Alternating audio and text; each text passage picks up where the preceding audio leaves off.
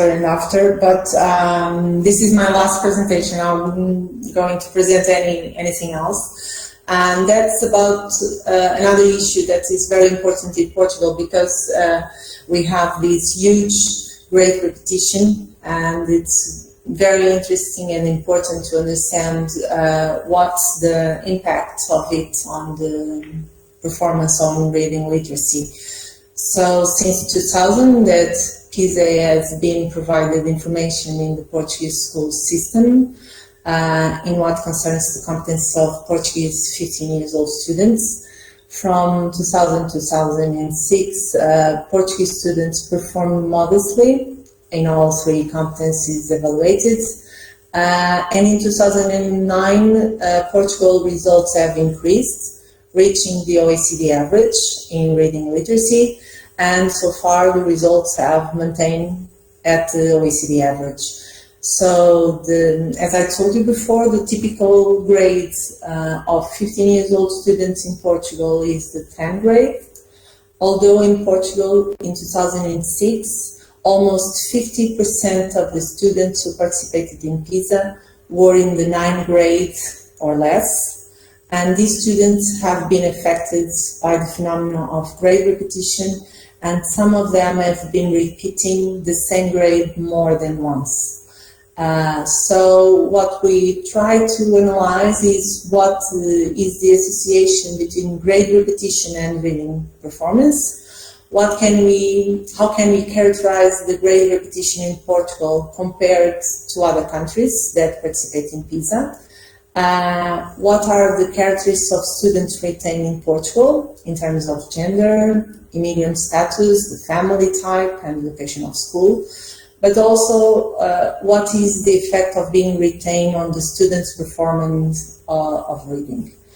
And some contextual information shows that according to official data, in the 2018 and 19 school year, around 21,000 students were retained in primary education, which represents 3.8% of the total number of enrolled students in this level of education, and around 50,000 students in the secondary education, which represents 30.1% of all the enrolled students in secondary education.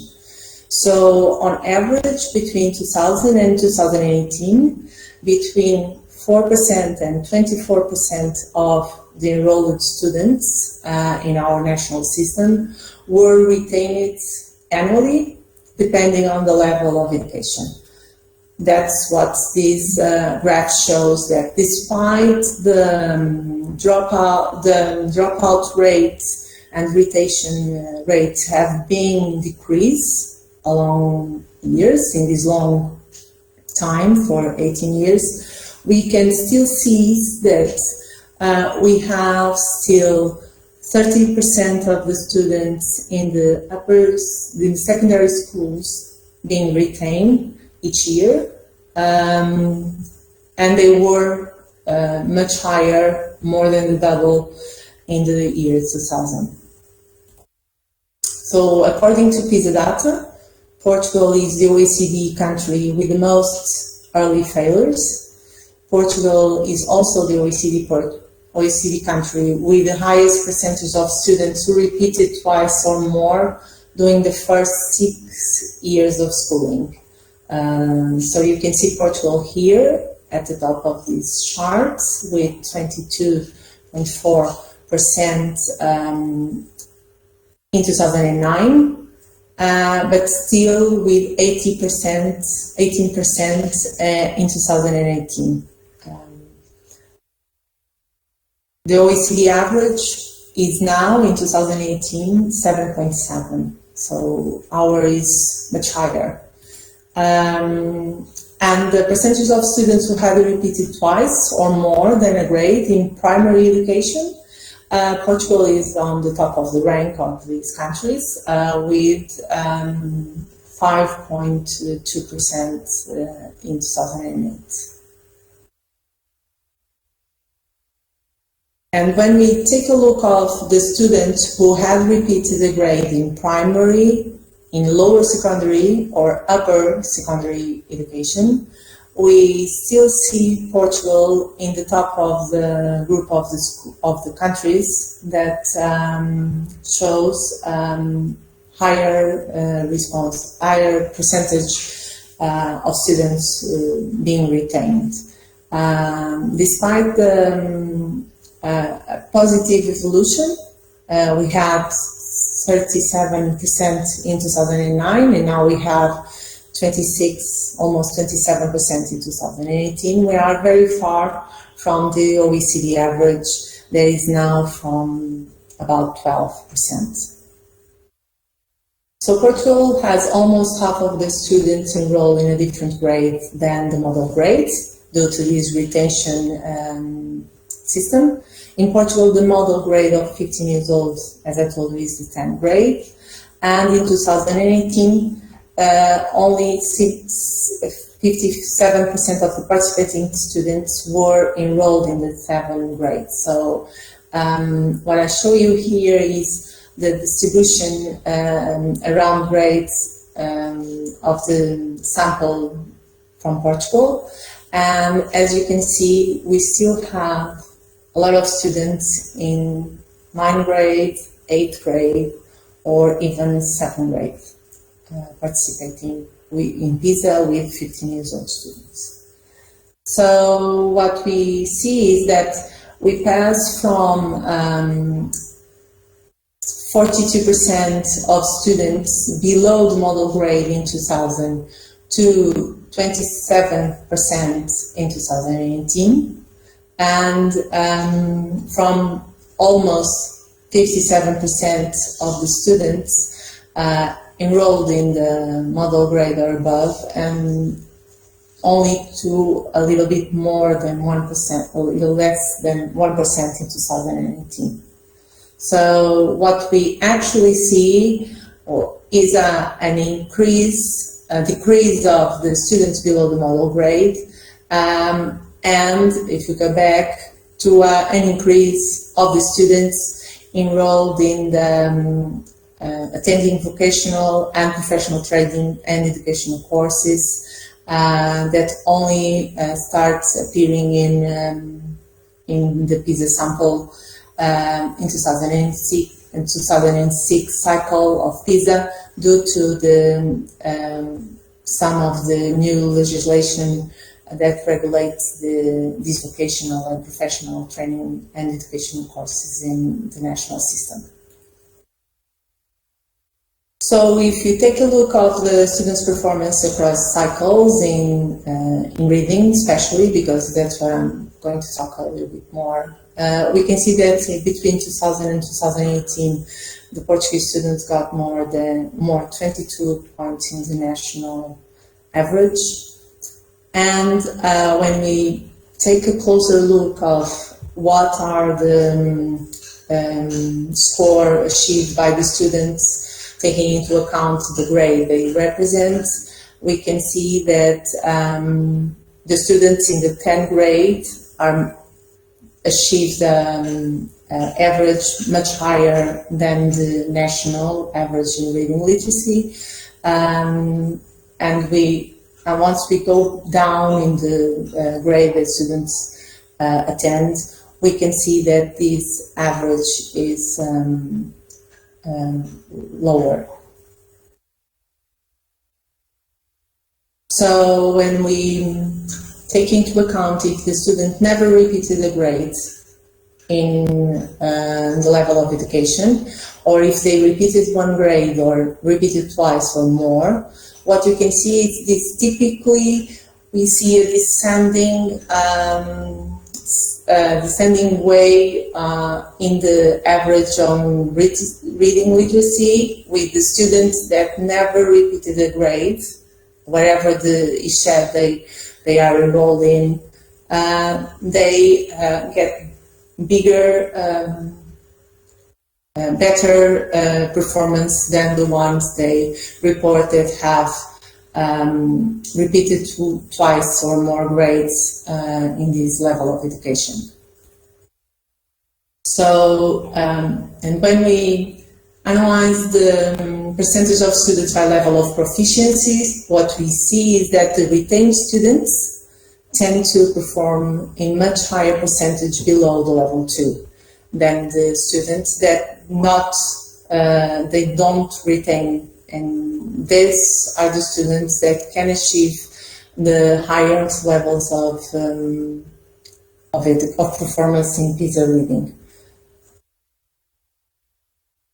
So, taking into account the impact of being retaining... 3 more minutes, Annabelle. Okay. With the student personal characteristics, what we see is that being retained affects more boys than girls, and the percentage average of reading literacy is lower in boys and girls when they are retained than when they aren't. Students from lower grades perform worse than students in 10th grade or higher. The first generation students have lower results in reading literacy than the native students. And that's the same if they have been retained or not, the same profile. And when you take a look about the school career, we can see that even for retained and non-retained students, attending preschool has a positive impact in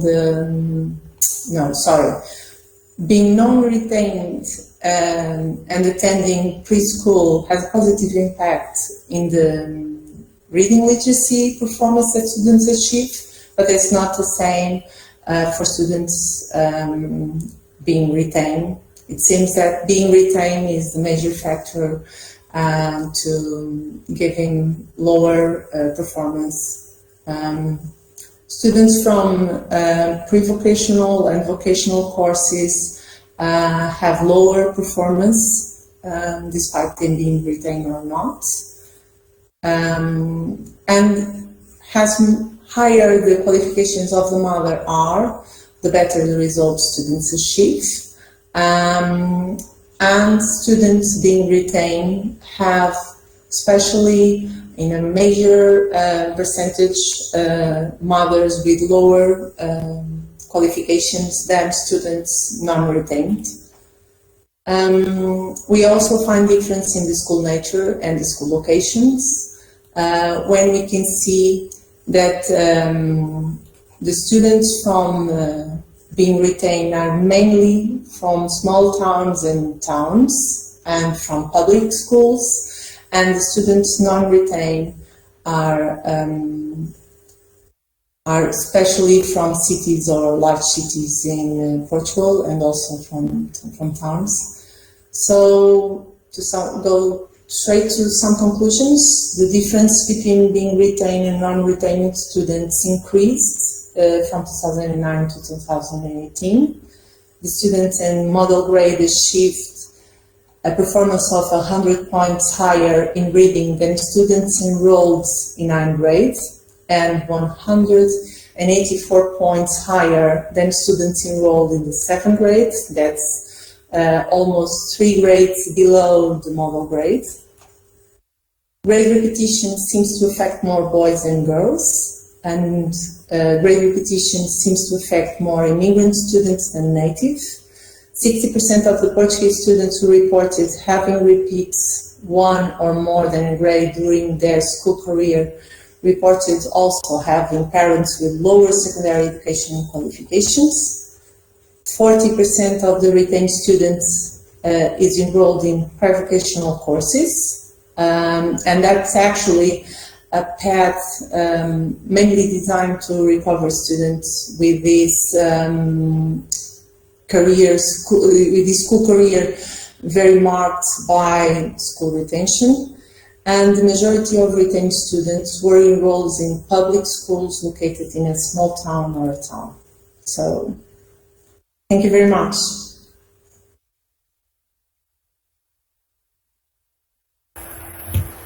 Thank you so much, Annabella, for a third wonderful presentation, very insightful and very interesting results. And yes, there are some appreciative comments in the chat, and I would also ask for some questions or other comments on this really interesting series, I should say, of presentations from Annabella.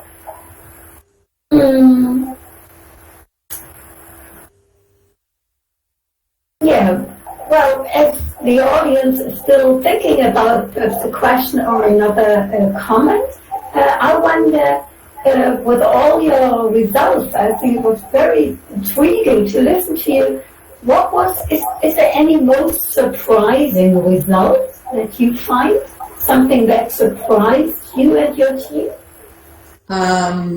I think that taking a look of these last presentations, for us the major surprising thing was not having in the gender differences in science is the same pattern that we find in the international level, and in some way they are very different. For instance, when we take a look to the North countries that we analyze, they are actually in the opposite direction. So I think that's the major surprising information that we found, mainly because in Portugal, as I showed you, a lot of girls tend to choose